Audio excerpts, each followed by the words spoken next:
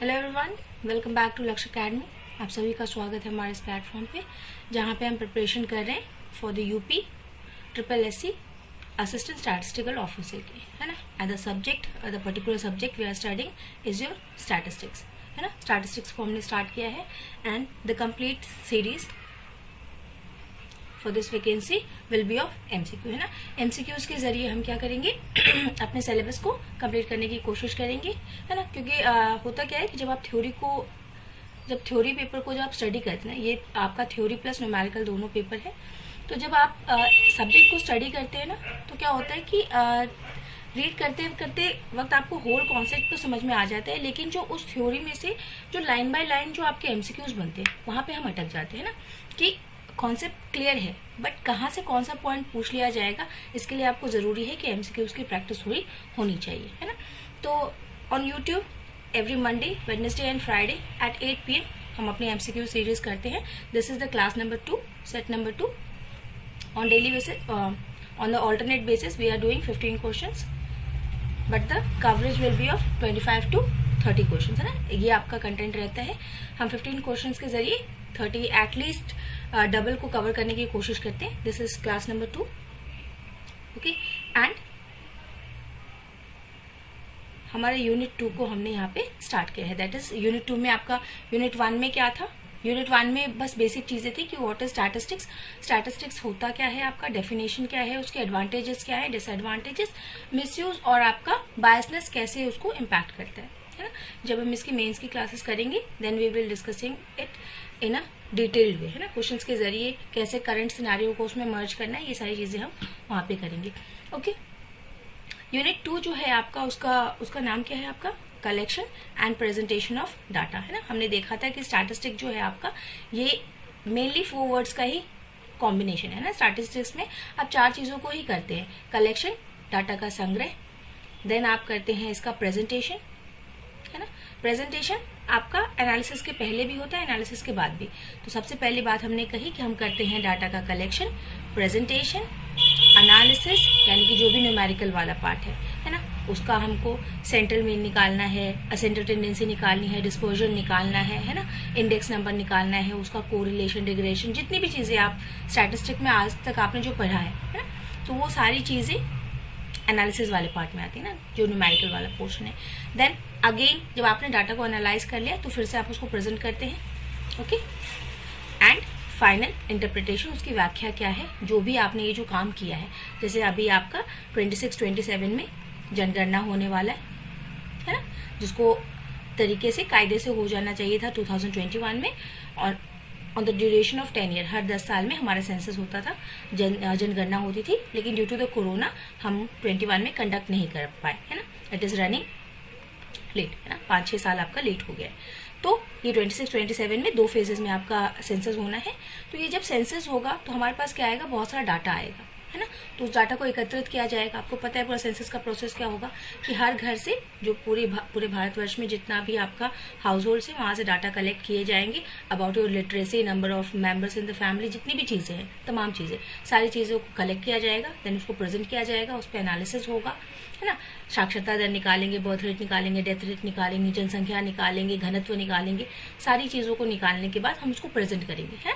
हमने कलेक्ट किया, then data को एनालाइज किया, फिर उसका प्रस्तुतिकरण किया, प्रेजेंटेशन, एंड देन फाइनली हम क्या करेंगे, जब भी जहां भी ये पब्लिश होगा, है ना, स्टडी पर्पज से भी हम इसको, बहुत से जो आपके प्लेटफॉर्म है वहां पे भी ये पब्लिश होगा। सरकार, सबसे पहले सरकार पब्लिश करेगी, फिर वहां से सेकेंडरी सोर्सेज में ये हर जगह पब्लिश होगा, है ना। तो क्या है ये, इसको हम क्या करेंगे, फिर इसका आपका इंटरप्रिटेशन हो जाएगा कि कितनी आपकी साक्षरता रही, कितना बर्थ रेट रहा, ये सारा क्या है वो व्याख्या में आ जाएगा, ठीक है। तो this is whole concept about statistics, okay. चलिए, तो क्लास को डिले नहीं करते हुए हम स्टार्ट करते हैं। देखिए, अगर किसी भी स्टूडेंट को प्रैक्टिस वगैरह करनी है या फिर पेड बैच चाहिए, है ना, जिसको अगर किसी को स्टार्टिंग से अगर पूरा सब्जेक्ट अगर कवर करना है ना, इफ ही और she wants to cover everything, each and everything, तो वो हमारे पेड बैचेस में एनरोल हो जाएंगे, जो कि रनिंग है ना। आपको लाइव एंड रिकॉर्डेड क्लासेस दोनों मिल जाएंगी, पीडीएफ नोट मिल जाएगा इन बोथ द लैंग्वेजेस, है ना। प्राइस आपका 999 है, जो कि एक मिनिमल प्राइस है। इसके लिए अगर आपको परचेज करना है तो आप कॉल कर सकते हैं व्हाट्सएप पे, and if you want to practice, है ना, डेली बेसिस पे अगर प्रैक्टिस करने हैं, क्वेश्चन चाहिए, न्यूमेरिकल थ्योरी जो भी क्वेश्चन चाहिए, तो वहाँ उसके लिए आप ये लक्ष्य अकेडमी का ऐप डाउनलोड कर लेंगे। ओके, कुछ इस तरीके का आपको शो होगा, तो इसको डाउनलोड करेंगे, will be beneficial for your preparation.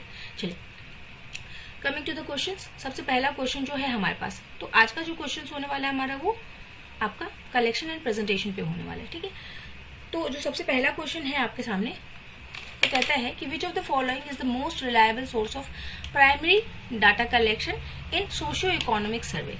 जब आप सामाजिक आर्थिक सर्वेक्षण करते हैं, है ना, उस वक्त आप कौन सा आपका रिलायबल सोर्स होगा फॉर प्राइमरी डाटा, है ना। हमने कल इससे पहले वाली क्लास में भी देखा था कि 2 सोर्सेज होते हैं, एक प्राइमरी एंड सेकेंडरी, है ना। तो जब आपको फ्रेश एकदम फर्स्ट हैंड इन्फॉर्मेशन चाहिए, सोशियो इकोनॉमिक सर्वे कर रहे हैं आप, सामाजिक आर्थिक सर्वेक्षण कर रहे हैं, तो आप किस तरीके को अपनाएंगे, है ना। गवर्नमेंट रिपोर्ट के साथ आप जाएंगे, सेंसस एब्स्ट्रैक्ट्स के साथ जाएंगे, डायरेक्ट पर्सनल इन्वेस्टिगेशन करेंगे, या फिर आपका रिसर्च जर्नल्स को आप रेफर करेंगे, है ना। आप बताएंगे। सरकारी रिपोर्ट्स प्राइमरी डाटा के लिए ध्यान में रखेंगे, primary data and economic surveys. अगर आपको कलेक्ट करना है डाटा तो क्या प्रेफर करेंगे आप? प्राइमरी चाहिए, तो ये सारा क्या है, ये तीनों जो है आपके, ये सेकेंडरी सोर्सेज है ना।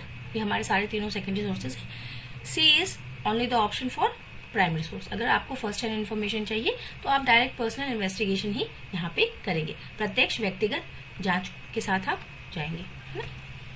चलिए, नेक्स्ट क्वेश्चन नंबर 2 कहता है आपका कि a researcher uses data published in the reserve bank of India bulletin for their thesis, what type of data is this and what is it's main limitation. आपको कहता है कि कोई एक शोधकर्ता है जो आरबीआई का, जो रिजर्व बैंक ऑफ इंडिया का जो बुलेटिन आता है ना, उनको जो जब भी कोई भी चीज आपको बतानी होती है ना, जो आपके पूरी कंट्री में अगर कोई भी इन्फॉर्मेशन अगर आरबीआई को पास ऑन करनी है ना, कोई भी उन्होंने जो पॉलिसीज वगैरह निकाली है, तो एक तो वो डायरेक्ट गवर्नर आपको पॉलिसीज जब आती है तो वो डायरेक्ट उसका मतलब वो इन्फॉर्मेशन देते हैं। अदरवाइज बाकी सारी न्यूज़ेस जो है वो आपके आरबीआई के बुलेटिन पे आती हैं। तो अगर कोई रिसर्चर वहां से कंटेंट उठाता है तो किस टाइप का कंटेंट होगा और इसकी लिमिटेशन क्या है ना। ये प्राइमरी डाटा रहेगा आपका और टाइम कंज्यूमिंग रहेगा, सेकेंडरी डाटा रहेगा और लैक ऑफ एक्यूरेसी रहेगी। इसमें लिमिटेशन है, second part is for limitation, है ना। सेकेंडरी डाटा है और might not be content specific. और चौथा ऑप्शन कहता है कि प्राइमरी डाटा है बट हाई कॉस्ट है। बताएंगे क्या रहेगा आपका आंसर? प्रत्यक्ष डाटा समय लेने वाला, द्वितीय डाटा सटीकता की कमी है, द्वितीय डाटा हो सकता है कि संदर्भ विशिष्ट ना हो, या फिर डाटा प्राइमरी डाटा है और उच्च लागत लगेगी आपकी। कौन सा है ये टाइप? ये आपका है। देखिए, पहले तो ये हमने कहीं और से लिया है, हमने खुद ने कलेक्ट नहीं किया है। आरबीआई ने कलेक्ट करके आरबीआई ने उसको पब्लिश किया अपने बुलेटिन पे और वहां से हम उस इन्फॉर्मेशन को उठा रहे हैं। तो ये क्या है? प्राइमरी तो नहीं होगा, है ना, होगा सेकेंडरी। अब ये लैक ऑफ एक्यूरेसी यहाँ पे होगी। क्या आरबीआई इनएक्यूरेट डाटा आपको देगा? नहीं, हमको इनएक्यूरेटेड डाटा नहीं देगा क्योंकि it is the trustworthy institutions, है ना, जो हमारी जो भारतीय सरकार है ना, उसका बैंक होता है। तो ये गलत इन्फॉर्मेशन तो नहीं देगा। तो बचा क्या हमारा? Secondary data and might not be the context specific, है ना। ये एक्यूरेट तो रहेगा लेकिन हो सकता है कि हमारे काम का ना। ठीक है, जिन्होंने भी सी दिया है दे आर करेक्ट। नेक्स्ट थोड़ा स्पीड में चलेंगे, जहां हमें लगेगा कि एक्सप्लेन करने की जरूरत है वहां कर लेंगे, अदरवाइज आपका कलेक्शन एंड प्रेजेंटेशन पे ही है ना। What is the primary purpose of pilot survey? यानी कि पायलट सर्वे यानी कि क्या है? प्री टेस्टिंग, है ना। किसी भी चीज को जर्नलाइज करने से पहले जो हम उसकी टेस्टिंग करते हैं, that is your pilot survey. In data collection, data संग्रह में पायलट सर्वे प्री टेस्टिंग का मुख्य उद्देश्य क्या होता है आपको बताना है। To collect the final data from the entire population, to test the questionnaire on a small group to identify the flaws, to reduce the sampling error, या फिर to collect the secondary data। क्या होता है इसका उद्देश्य? Pre testing आप क्यों करते हैं, है ना, कैसे करते हैं? बहुत ही सिंपल है ना। हम इसको क्या करते हैं? कमियों की पहचान करने के लिए एक छोटे से समूह पे प्रश्नावली का परीक्षण करते हैं, है ना, कि क्या क्या क्या शॉर्टकमिंग्स आ रही हैं उसकी, उसको हम पहले एक छोटे से ग्रुप पे टेस्ट करके देख लेते हैं ना। फिर हम उसको, जब हमको पता चलेगा कि it is well and good to generalize, तब हम उसको फुल उसको इम्प्लीमेंट कर देंगे। नेक्स्ट आता है हमारा क्वेश्चन नंबर 4।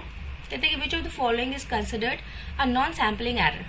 निम्नलिखित में से किसे गैर नमूनाकरण त्रुटि माना जाता है?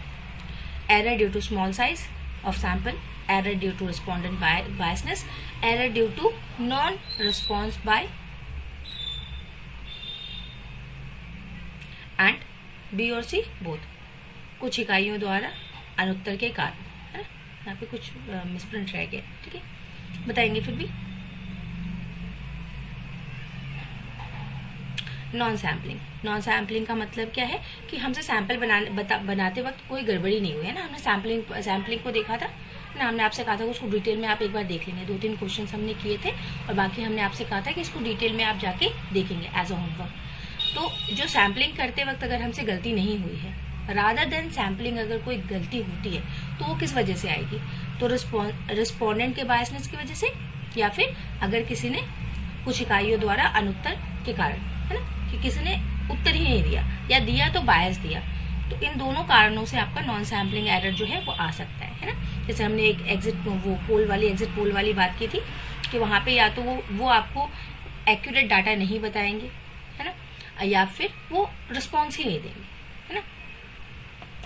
चलिए next, which of the following is not a characteristics of a good questionnaire. एक अच्छे प्रश्नावली की विशेषता नहीं होती है, इनमें से क्या? सिंपल एंड शॉर्ट, मतलब आपको गुड पॉइंट्स ध्यान में रखने, जो गुड पॉइंट नहीं है यहाँ पे उसको आपको आंसर टिक करना है ना, बिकॉज नॉट मेंशन। क्वेश्चन में नॉट को जरूर एक बार देख लिया कीजिए कि नॉट है या नहीं, है ना, क्योंकि हमारे दिमाग की टेंडेंसी क्या होती है कि हम जब पढ़ते हैं, जब आप किसी भी सोर्स से पढ़ेंगे तो वहां पे सिर्फ आपको सही बातें मिलती है ना, आपको नोट्स में गलत बातें नहीं लिखी होंगी, कि ऐसा नहीं होता है। आपको नोट्स में क्या मिलता है, जहां से भी आप पढ़ते हैं, बुक से पढ़ते हैं, किसी और सोर्स से स्टडी करते हैं, तो आप क्या पढ़ते हैं कि ये चीज क्या होती है, कैसे होती है, सारी सही चीजें लिखी होंगी, नॉट नहीं बताते। तो नॉट हमारा दिमाग नॉट के लिए प्रिपेयर नहीं होता है, तो इसीलिए ये एक ट्रैप है ना, एग्जाम ट्रैप। एग्जाम में जो ट्रैप बनता है वो ट्रैप में से एक नॉट भी आपका ट्रैप रहता है, तो उसको जरूर से देखा कीजिए। तो शॉर्ट एंड सिंपल होना चाहिए, लीडिंग क्वेश्चनियर होना चाहिए, प्रॉपर ऑर्डरिंग ऑफ क्वेश्चन होना चाहिए, पायलट टेस्टिंग होनी चाहिए, है ना, तो ये सब होना चाहिए। ये नॉट है आपका, है ना। लीडिंग क्वेश्चनियर नहीं होना चाहिए, वो मार्गदर्शक प्रश्न आपके नहीं होने चाहिए, है ना। तो b is the correct answer. Question number 6, a questionnaire method is least suitable when. प्रश्नावली विधि सबसे कम उपयुक्त होती है तब जब उत्तरदाता शिक्षित हो, तब आप नहीं यूज करेंगे इसको। जांच का क्षेत्र विस्तृत हो, तब आप नहीं यूज करेंगे। प्रश्न सरल हो, तब यूज नहीं करेंगे। या उत्तरदाता निरक्षर हो। क्वेश्चनियर आप कब नहीं यूज कर सकते? When the respondents are illiterate। अगर वो illiterate है तो प्रश्नावली को वो समझने में असक्षम है, उत्तर देने में वो असक्षम है, तो उस वक्त आप प्रश्नावली को नहीं कर सकते। बाकी सारे जो पॉइंट्स हैं उस वक्त आप क्या है, प्रश्नावली को जरूर से यूज कर सकते हैं। Question number 7, which sampling method gives every unit an equal chance of selection, है ना। फिर आगे इस टॉपिक को ना आप इंपॉर्टेंट मार्क करके इसकी स्टडी करें, है ना। आपका ये कलेक्शन का ही पार्ट है, जो आपका सेकेंड यूनिट है उसका ही पार्ट है। तो what is the topic is your methods of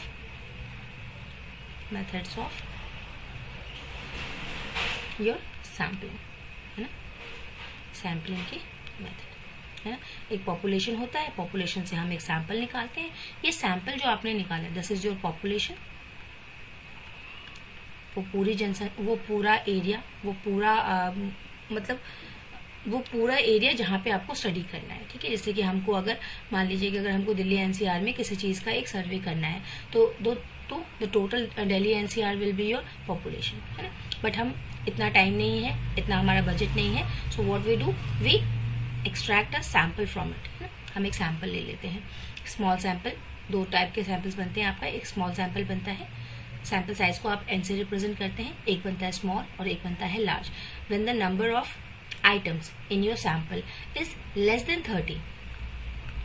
30 से अगर आपका कम है then it will be small, and if it is greater than 30 तो हम क्या करते हैं यहाँ पे लार्ज उसको सैंपल बोलते हैं। ठीक है, आप इसके मेथड्स ऑफ सैम्पलिंग या टाइप्स ऑफ सैम्पलिंग जो है उसको आप एकदम इंपॉर्टेंट मार्क करके नोट्स बना करके उसको प्रिपेयर कर लेंगे। ठीक है, ईच एंड एवरी एस्पेक्ट को कवर कर लेंगे, तभी आपकी पढ़ाई जो है वो कंप्लीट मानी जाएगी। जैसे ये क्वेश्चन आया है तो हमको पता चला कि ये कहाँ से पूछा है, सैम्पलिंग मेथड से क्वेश्चन पूछा है, तो सैम्पलिंग मेथड का ईच एंड एवरी कॉन्सेप्ट आप प्रिपेयर कर लीजिए, है ना, तभी फ्रूटफुल है, अदरवाइज ये उतना ज़्यादा इफेक्टिव नहीं रहेगा। चलिए, तो हमसे पूछा है कि इक्वल चांसेस किस सिलेक्शन के किस में होते हैं, कोटा में, स्ट्रेटिफाइड में, सिंपल रैंडम सैम्पलिंग में या फिर जजमेंट सैम्पलिंग में, है ना। तो जो सिंपल एंड रैंडम सैम्पलिंग होती है ना, उसी में हमारा क्या है, आपके इक्वल चांसेस होते हैं। जिन्होंने भी सी आंसर दिया है दे आर करेक्ट। एक और चीज हमको क्या पता है कि जो टोटल हमारा जो आपका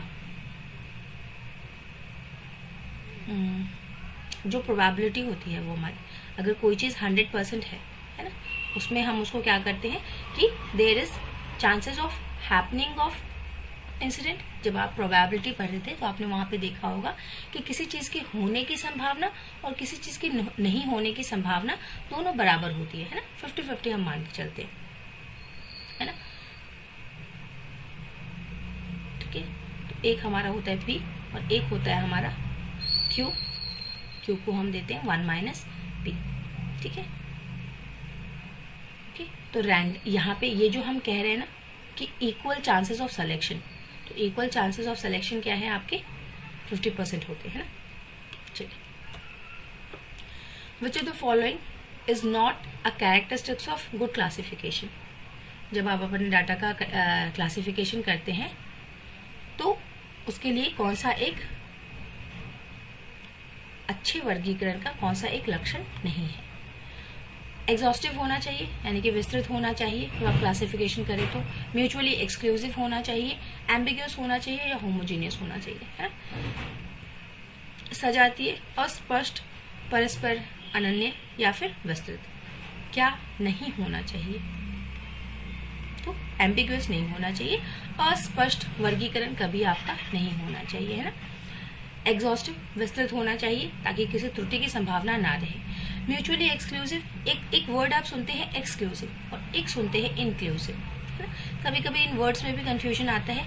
एक्सक्लूसिव का मतलब क्या होता है कि अगर आपने एक को सेलेक्ट किया ना तो बाकी सारी चीजों को एक्सक्लूड कर देगा। ओके, जैसे फॉर एग्जाम्पल मान लीजिए आपके पास 3 ऑप्शंस हैं A, B एंड C। अगर आपने B को सेलेक्ट किया अपने लिए, है ना, आपने जो B वाला मेथड है उसको अगर सेलेक्ट किया, if B is selected then आपका A और C जो है वो उस रेस से बाहर हो जाते हैं ना। तो मतलब कि हमने इन दोनों को एक्सक्लूड कर दिया। एक्सक्लूसिव का मतलब सिर्फ याद रखिएगा एक्सक्लूड कर देना, और इंक्लूसिव जिसमें अगर एक ऑप्शन को सेलेक्ट भी करते हैं तो बाकी सारे अपने आप इंक्लूड हो जाएंगे, है ना। जैसे कि अगर हमने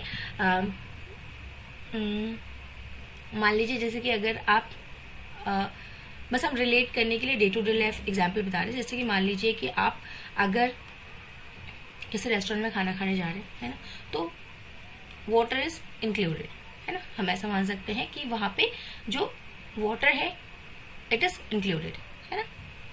और मान लीजिए कि 2-3 रेस्टोरेंट्स हैं एक लाइन से, अगर आप एक रेस्टोरेंट में चले गए तो बाकी 2-3 जितने भी रेस्टोरेंट्स हैं दे आर एक्सक्लूसिव, है ना। हमने एक को सेलेक्ट कर दिया तो बाकी सब क्या है एक्सक्लूसिव हो गए। तो दिस इज द केस, है ना। चलिए next question number 9। In a frequency distribution, ये आपका प्रेजेंटेशन से क्वेश्चन स्टार्ट हो रहा है ना। कलेक्शन में आपको क्या पढ़ना है, कलेक्शन में आपको पढ़ना है, एक तो पढ़ना है कि मेथड्स ऑफ कलेक्टिंग डाटा, इसी में आपका प्राइमरी एंड सेकेंडरी आ जाता है। सोर्सेज ऑफ डाटा में भी प्राइमरी एंड सेकेंडरी ही आपको पढ़ना होता है। देन आप पढ़ेंगे मेथड्स ऑफ सैम्पलिंग क्या होते हैं, सैम्पल साइज क्या होता है ना, थोड़ा सा हिंट किया है मैंने। फिर आपको इसी में और क्या देखना है, कलेक्शन में ही आपका जैसे ये सेंसस है, सैम्पलिंग है, क्वेश्चनियर है, तो इन सबको आपको एक बार देख लेना। पर्सनल इंटरव्यू है, ये सारी चीजें आपको एक बार देख लेनी है। फिर आप अगर इसमें इसमें था, हाँ क्लासिफिकेशन है। देन इसके बाद आपका है प्रेजेंटेशन की, जो डाटा आप लेके आए हैं तो उसको प्रेजेंट करने के तरीके हमारे पास क्या है, दो तरीके हैं।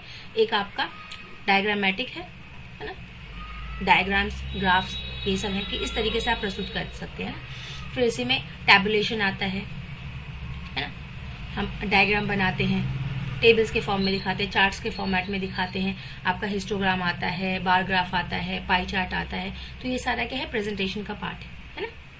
चलिए तो प्रेजेंटेशन की बात करते हैं। कह रहे हैं कि in frequency distribution inclusive classification is generally used for, देखिए फिर शब्द आया इंक्लूसिव। इंक्लूसिव मतलब इंक्लूड करना, इन एक्स इंक्लूड और एक्सक्लूड। तो इंक्लूसिव किस में आएगा, कंटिन्यूअस वेरिएबल में, डिस्क्रीट वेरिएबल में, ओपन एंडेड क्लासेस ओनली, या फिर टाइम सीरीज डाटा।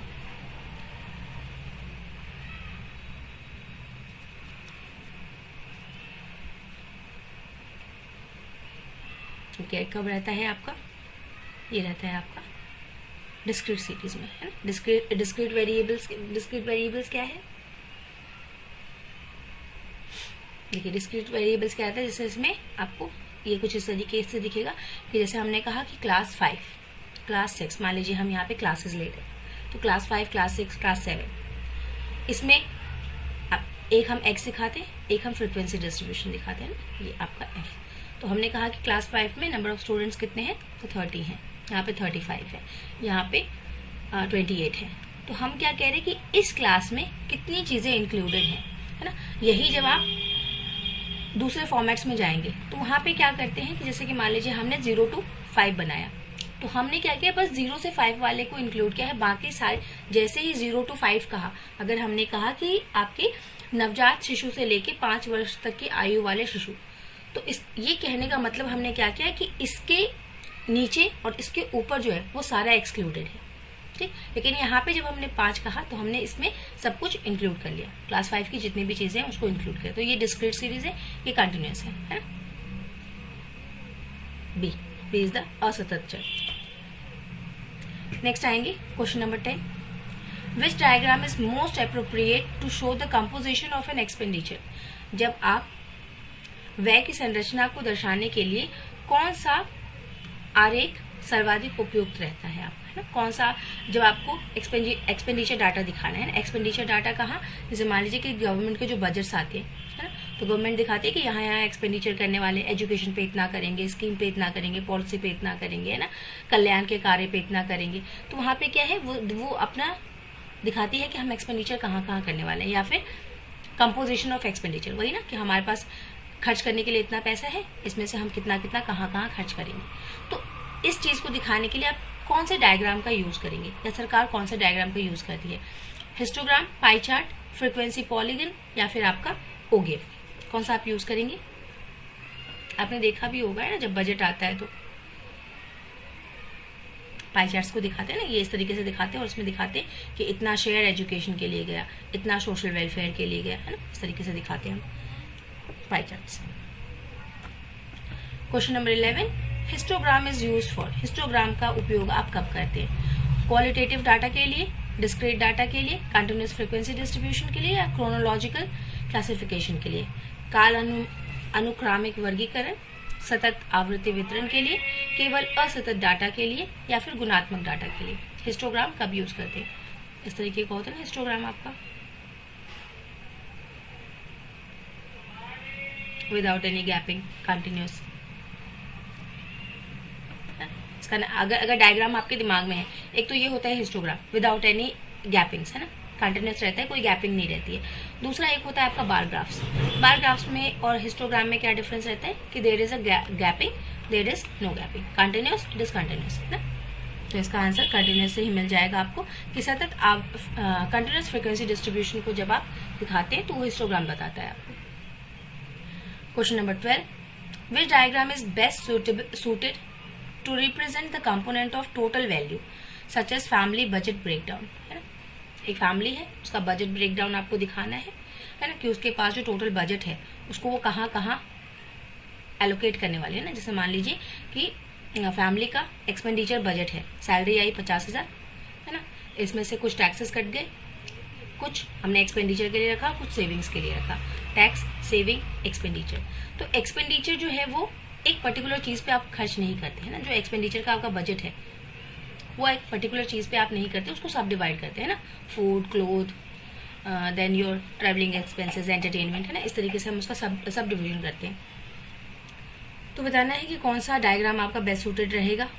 आंसर वैसे बताते बताते बता ही दिया है, histogram, bar graph, component bar graph या फिर फ्रीक्वेंसी पॉलीगन। तो ये क्या है आपका जी, सी इज द करेक्ट आंसर कि component bar graph but component वाला है ना, उसी में हम जैसे इस तरीके का होता है कुछ, कैसा दिखता है आपका कंपोनेंट बार ग्राफ, ये इस तरीके का एक बार ग्राफ रहेगा। This will show your expenditure. इसी में हमने क्या किया है, इसका कर दिया, इसको किसी अलग कलर से दिखा दिया, इसको किसी अलग तरीके से दिखा दिया, इसको किसी अलग तरीके से दिखा दिया, है ना। तो ये हमको बताएगा कंपोनेंट डिवीजन, सब डिविजन दिखाएगा, देखा होगा आपने कभी ना कभी, है ना।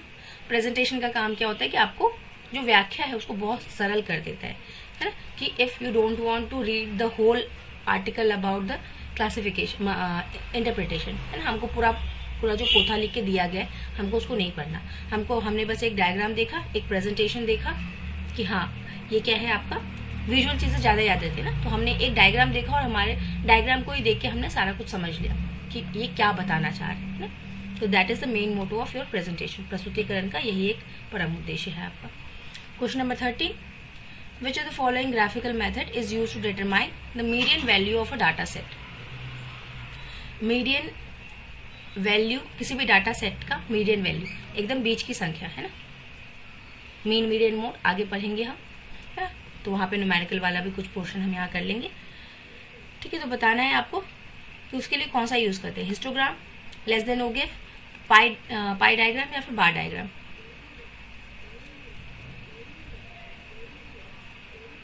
लेस देन ओ गिव, है ना, जब भी आपको ये इस तरीके का पूछा जाए, है ना, कि मीडियन वगैरह को शो करना है, तो उसके लिए हम लेस देन ओ गिव का यूज करते हैं। एक लेस देन ओ गिव होता है एंड एक मोर देन ओ गिव होता है, ठीक है।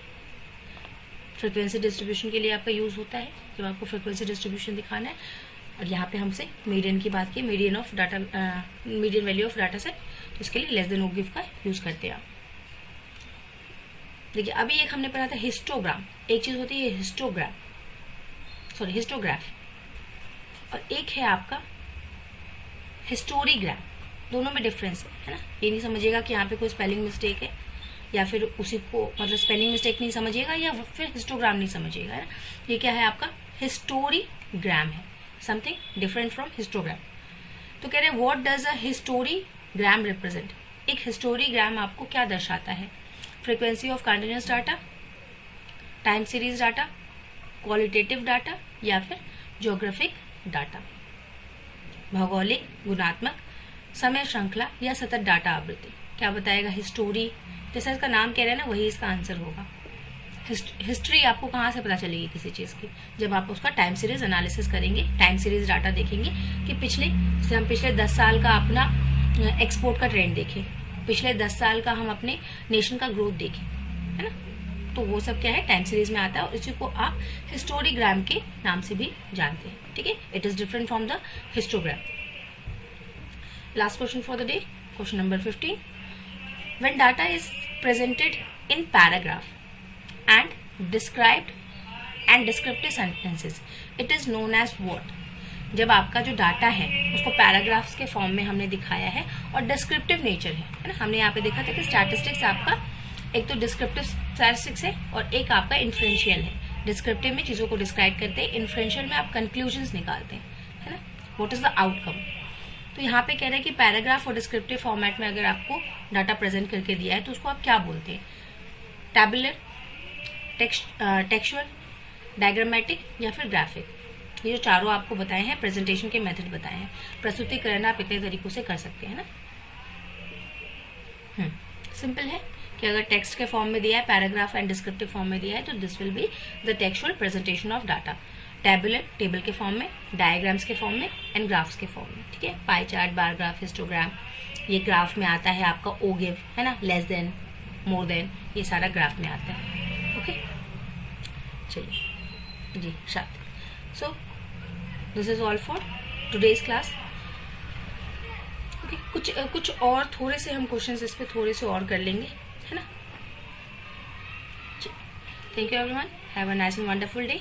कितने आपके करेक्ट हुए हैं, कुछ नया सीखने को मिला या नहीं, प्लीज लेट मी नो, है ना। डिस्क्रिप्शन आपके कमेंट बॉक्स में जरूर से कमेंट करें। Thank you everyone, have a nice and wonderful day. Thank you.